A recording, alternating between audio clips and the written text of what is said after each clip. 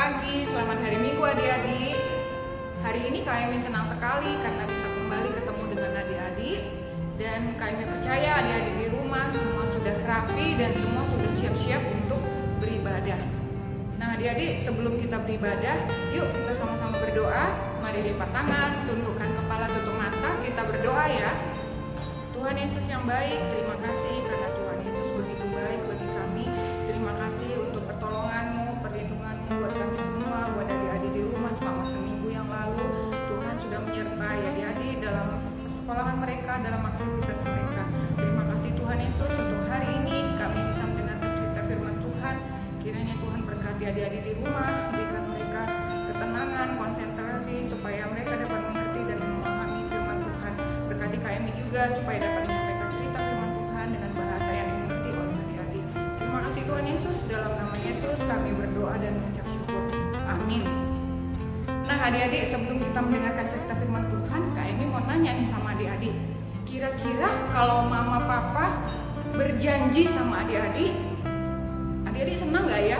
Misalnya papa mama mau janji mau membelikan sepatu baru, atau mau membelikan baju baru, atau mama janji mau masakan makanan kesukaan adik-adik.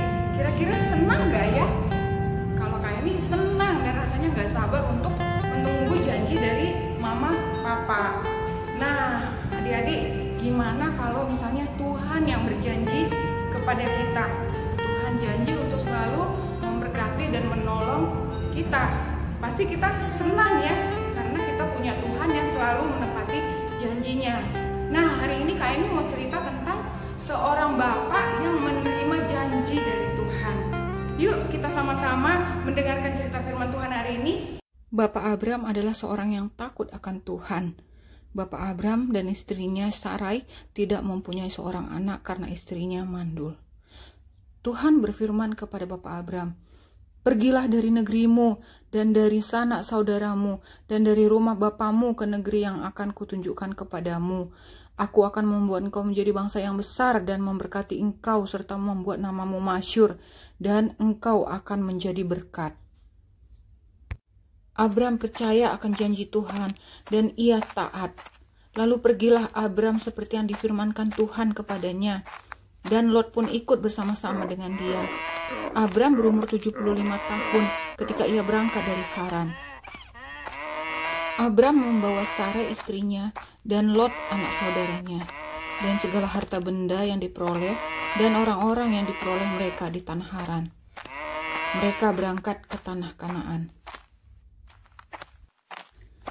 Abram berjalan melalui negeri itu sampai ke suatu tempat dekat Sikem, yakni pohon terbatim di More. Waktu itu orang Kanaan diam di negeri itu. Kemudian Tuhan menampakkan diri kepada Abram dan berfirman, "Aku akan memberikan negeri ini kepada keturunanmu." Abram mendirikan mezbah bagi Tuhan di tempat itu. Ia bersyukur karena Tuhan selalu menyertai dan melindungi ia dalam perjalanannya hingga ia sampai ke tanah yang telah dijanjikan Tuhan kepadanya. Kemudian datanglah firman Tuhan kepada Abram dalam suatu penglihatan.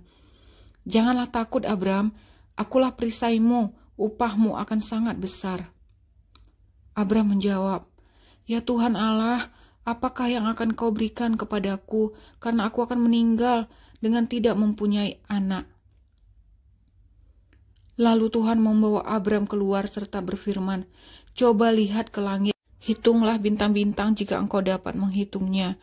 Demikianlah banyaknya nanti keturunanmu." Dan Abram percaya kepada Tuhan, maka Tuhan memperhitungkan hal itu kepadanya sebagai kebenaran. Nah adik-adik, sudah selesai menonton cerita firman Tuhan? Ya, seperti Bapak Abraham yang percaya dan taat sama Tuhan, demikian juga Tuhan mau kita sama seperti Bapak Abraham, percaya dan taat sama Tuhan. Tuhan mau supaya adik-adik di rumah menjadi anak-anak yang takut akan Tuhan, menjadi anak-anak yang percaya sama Tuhan.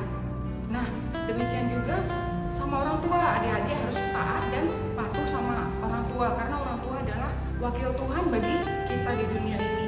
Dan juga adik-adik, Tuhan berjanji kepada kita untuk selalu memberkati dan selalu menolong kita. Karena itu kita harus bersuka cita karena kita punya Tuhan,